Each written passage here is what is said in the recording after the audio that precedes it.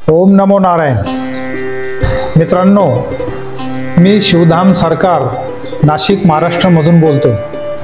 आजकाल एक नवीन बिमारी उदयास आलेली आहे, ते म्हणजे ब्लड प्रेशर, रक्त उच्च दाब। आपल्या शरीराचा हाय बीपी होणे हे सर्व त्याचे नावं आहेत। आणि हा उच्च रक्तदाब जो आहे तो कशामुळे होतो ह्यावर मी सर्वात आधी तुम्हाला सांगणार।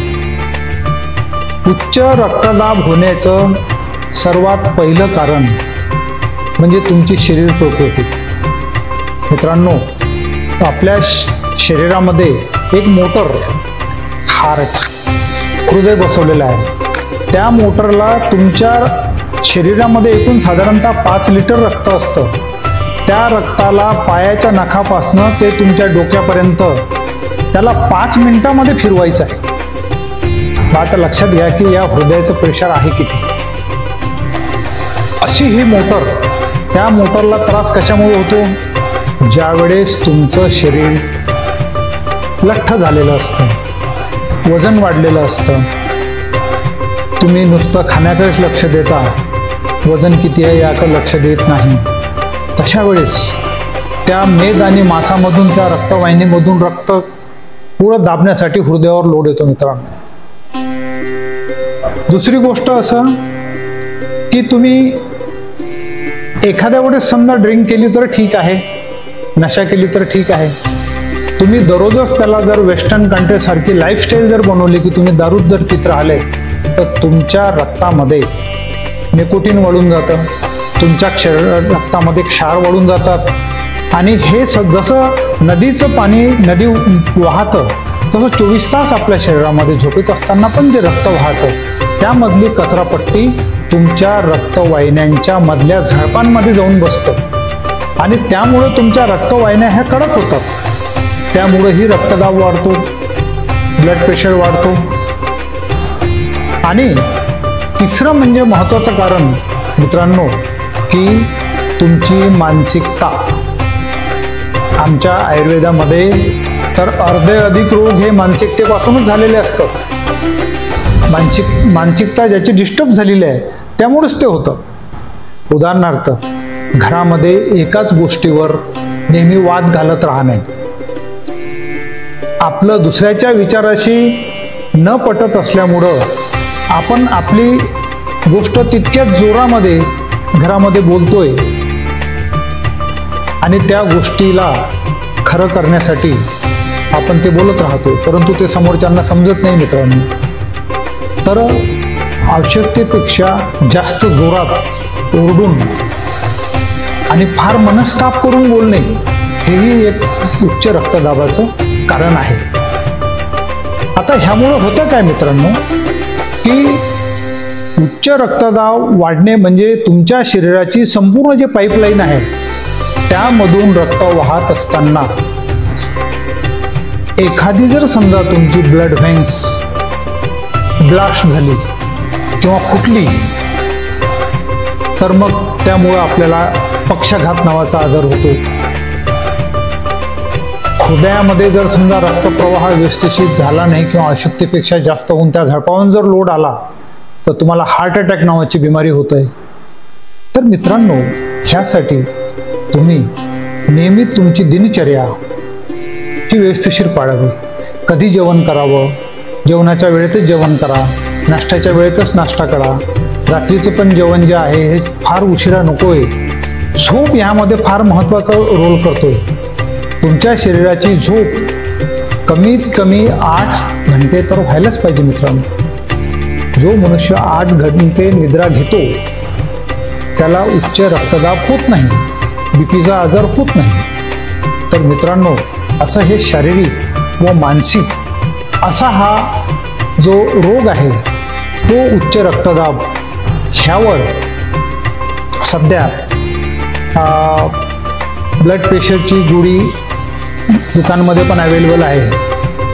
परंतु मित्रांनो, ब्लड प्रेशरची गोळी आपण डॉक्टरकडे गेल्यानंतर एक तुम्हाला त्याआधी एक सांगू इच्छितो की जर तुम्ही समजा 40 वर्ष वयोगटापर्यंत आहात तर मित्रांनो कधीतरी एखाद्या वेळेस 6 महिन्यामधनं एक वेळ ब्लड प्रेशर चेक करायला जरूरत नाही. जर ब्लड प्रेशर तुमचं वरचं म्हणजे सिस्टोलिक आणि खालचं ब्लड प्रेशर म्हणजे डायस्टोलिक. आता हे वरचा जे रक्तदाब आहे तुमचा तो जास्तीत जास्त 120 असायला पाहिजे आणि खालचा जो रक्तदाब आहे तो तुमचा 90 पर्यंत असायला पाहिजे. परंतु आजकालच्या धकाधकीच्या जीवनामध्ये आणि प्रत्येक मनुष्य हा धावपळीमध्ये असतो, त्यामुळे तुमचा रक्तदाब 120चा 130 असू द्या, काही हरकत नाही. परंतु जर हाच रक्तदाब 140 पर्यंत तुमचा जात असेल तर मग मित्रांनो आपल्याला उच्च हाय ब्लड म्हणजे ब्लड प्रेशरची बिमारी लागली असं निश्चित समजून घ्यायचं. जर 130 आणि 120च्या मध्ये असेल तर गोळी घेऊच नका, डॉक्टरांनी सांगितली तरी घेऊ नका. परंतु 140 जर आपला रक्तदाब असेल तर मग मात्र आपल्या रक्तवाहिन्यांवर दाब येतोय आणि ती रक्तवाहिनी एखादी ब्लॉक झाल्यानंतर मात्र तुम्हाला गंभीर आजाराला सामोरं जावं लागतं. ह्या गोष्टीचं लक्ष असणं फार जरुरी आहे. मित्रांनो, तुम्ही आयुर्वेदिक भाषेमध्ये जर तुम्हाला सांगायचं झालं तर ठीक आहे, हे मशीन तुम्ही प्रत्येक मनुष्य समजा विकत घेऊ शकत नाही, परंतु तुम्हाला घरच्या घरी रक्तदाब मोजण्याचं सरळ तंत्र तुम्हाला मी एक सांगतोय. सरळ आपण काय करायचं, साधारणतः रक्तदाब चेक करत असताना उपाशीपोटी आपण असलंच पाहिजे. आपल्या मनामध्ये कोणाच्या बाबतीत दूषित भावना नसली पाहिजे. आपल्या मागे काही कामाचा व्याप आहे आणि मला लगेच पडायचं आहे या कामावर, अशा पद्धतीचं काही नसलं पाहिजे. अशा वेळेस तुम्ही झोपून बसून नाही, झोपायचं खाली आणि झोपल्यानंतर घडीमध्ये इथं तुम्ही अशी थोडं बघायचं कुठं आपल्याला नाडी लागतं काय. हे 3 बोटं घ्यायचे उजव्या हाताचे, इथं कुठं नाडी लागते का बघायचं आणि कुठंतरी नाडी लागणार, तुम्हाला कुठंतरी मधले स्पंदन जाणवणार.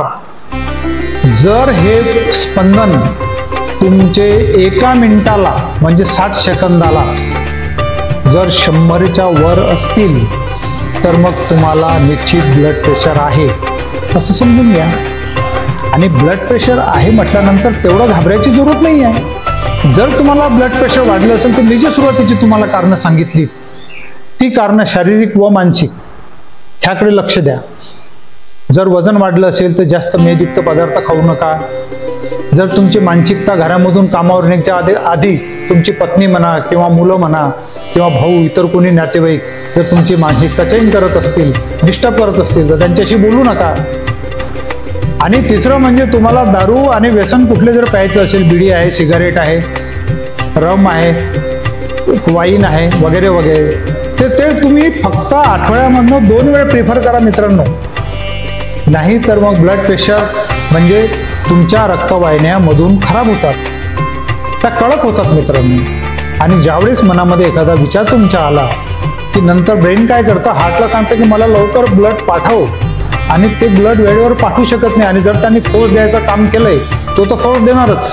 ब्रेननी जसं समजा तुम्ही जसं रेडिओचा आवाज वाढवता तसं ब्रेन सांगते की मला ब्लड फास्टमध्ये पाठव, आणि त्यांनी जर ब्लड हे हार्ट पाठवणारच, कारण की आदेश शिकवून आहे त्याला. आणि अशा वेळेस जर तुमच्या पाईपलाईनने साथ दिली नाही तर मग निश्चित मात्र तुमचे ब्लड व्हेन्स फाटणार. मित्रांनो, ज्या लोकांनी 50च्या वर आयुष्य त्यांचं पूर्ण केलेलं आहे अशांनी प्रत्येक 3 महिन्यानंतर आपल्या फॅमिली डॉक्टरकडे जाऊन, जर एखाद्या स्पेशली जास्त पैसे त्यांची फीस जास्त राहते, आपल्या फॅमिली डॉक्टरकडे जा मित्रांनो आणि तिथं आपलं ब्लड प्रेशर चेक करा. किंवा तुम्हाला नाडीचं सांगितलं एकदम गणित योग्य आहे, पूर्वी काही ब्लड प्रेशरचे मशीन नव्हते. आणि जर हेच ठोके तुमचे 100च्या वर येत असतील तर ब्लड प्रेशर, आणि जर तुमचे ठोके 60 किंवा त्यापेक्षा कमी येत असेल तर तुमचा ब्लड प्रेशर लो झाला असं समजायचं, म्हणजे शरीरामध्ये रक्त कमी आहे तुमच्या. डॉक्टरांचा सल्ला घेणे फार जरुरी असते. मित्रांनो, जर डॉक्टरांनी तुम्हाला एक वेळ ब्लड प्रेशरची गोळीची सुरुवात केली तर ती गोळी तुम्ही स्वतःवरून बंद करू नका. ब्लड प्रेशरची गोळी आहे ही, ब्लड प्रेशरची गोळी तुम्हाला कुठलाही साईड इफेक्ट देत नाही. बऱ्याच लोकांचं असं म्हणणं असतं की आता ब्लड प्रेशरची गोळी झाली म्हणजे मला आयुष्यभरच घ्यावं लागतं, डॉक्टरांकडे जायची जरूरत नाही, आणि मग काही दिवस आपण गोळी घेतोय, आपल्याला बरं वाटतंय. कारण की याचे पक्के असे सिम्पटम्स नाही की असं झाल्यानंतर हे तुमचा ब्लड प्रेशर वाढेल म्हणून. ब्लड प्रेशर चेकच करावं लागेल तुम्हाला. तर एक वेळ दिलेली डॉक्टरांनी गोळी ही कधीही बंद करायची नाही. जर बंद करायची असेल तर तुम्हाला डॉक्टरच्या सल्ल्यानेच ती गोळी बंद करायची. स्वतःवरून गोळी बंद करू नका. नाही तर माझ्याकडे जे काय आता आमच्या शिवधाम सरकारमध्ये जे लोक येतात, मी बघतोय की अचानक त्यांना पॅरालायसिस झाला.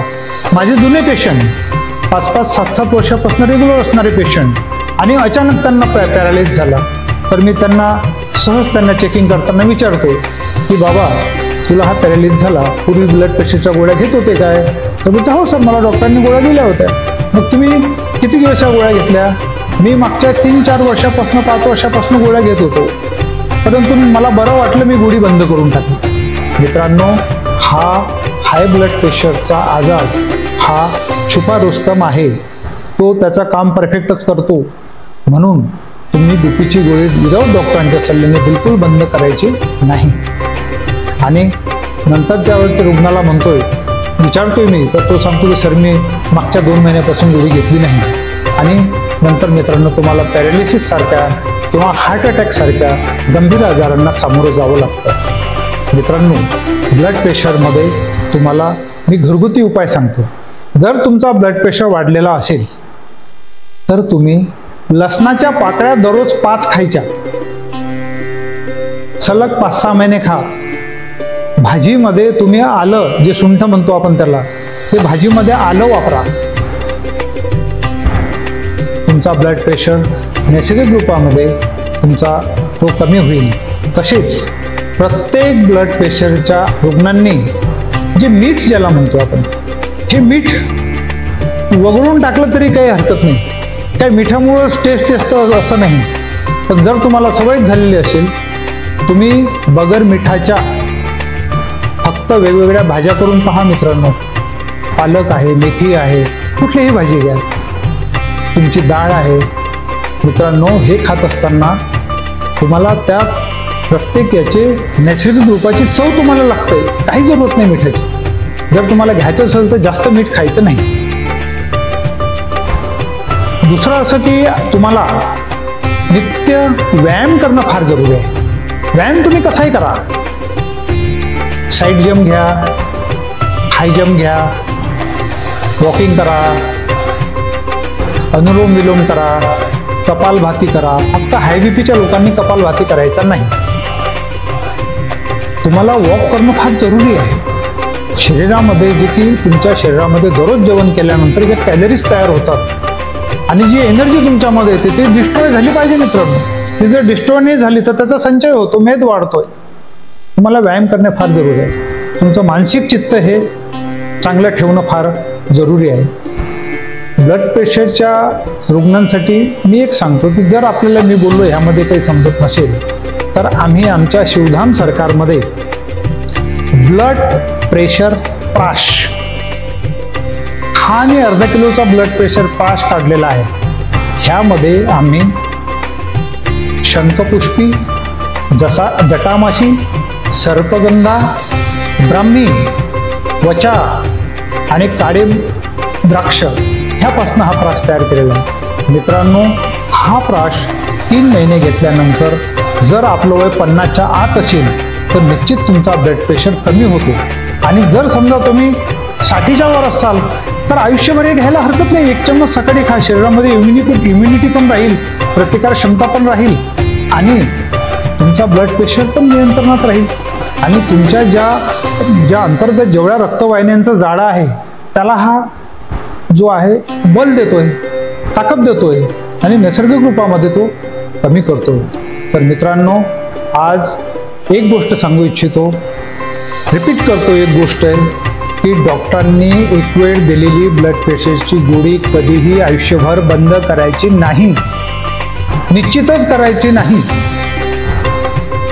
हा, जर ब्लडचं प्रेशर तुम्हाला मी नाडीची परीक्षणाचं सांगितलं, जर तसं असेल 100च्या आत असेल तर ठीक आहे, गोळी कमी करा ना. आणि डॉक्टर पण काय करतात मित्रांनो, आता हल्ली अशा वैज्ञानिक युगामध्ये जर समजा तुम्हाला तुमचं ब्लड प्रेशर वाढलेलं आहे तर मग ठीक आहे, एका गोळीने तुमचं ब्लड प्रेशर कमी होत नाही का, मग संध्याकाळची पण गोळी घ्या. मग अशा वेळेस तुम्ही समजून घ्या ना मित्रांनो की तुम्ही तुमच्या यूट्यूबवर बरीचशी पुस्तकं अवेलेबल आहेत, त्यामध्ये तुम्ही गायडन्स घ्या, योग करा, मेडिटेशन करा, असं तुम्ही करा ना. नुसतं डॉक्टर ठीक आहे, तुम्ही गेल्यानंतर तो एक त्यांचा व्यवसाय आहे, तुम्ही ग्राहक आहात, तो दुकानदार आहे, तो तुम्हाला औषध देणारच, पण तुम्ही पण स्वतःचा डॉक्टर स्वतः बनण्याचा प्रयत्न करा.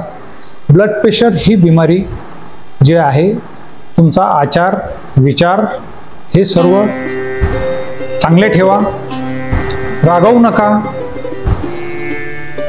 अति धूम्रपान मद्यपान करू नका, आणि सर्वात महत्त्वाचं म्हणजे नेहमी आनंदी राहा.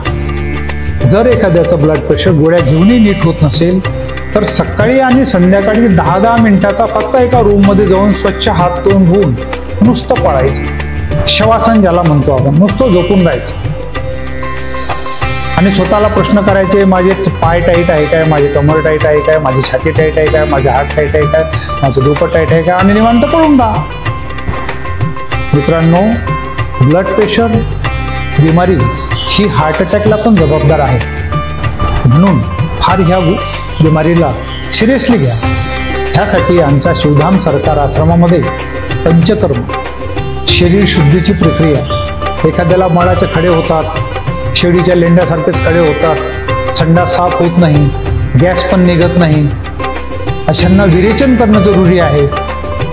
बऱ्याच लोकांना दम्याचा त्रास असतो, त्यांना वमन करणं जरुरी आहे. बऱ्याचशा लोकांच्या व्हेरिकोज व्हेन्स होतात, म्हणजे तुमच्या रक्तामध्ये कचरापट्टी साचली तर ते रक्त जलोकाद्वारे काढणं जरुरी आहे. बऱ्याचशा लोकांना मस्तकाची बिमारी लागतं, नेहमी कानाचे रोग, डोळ्याचे रोग, नेहमी सर्दी हे असतं, अशांना नष्ट करणं जरुरी आहे. तर हे पंचकर्म करून आपलं शरीर शुद्ध करा ना. आयुष्यामधनं एक वेळ तर या माझ्याकडे शरीर शुद्धी पण होईल. आपल्या शरीराची काळजी घ्या. ओम नमो नारायण.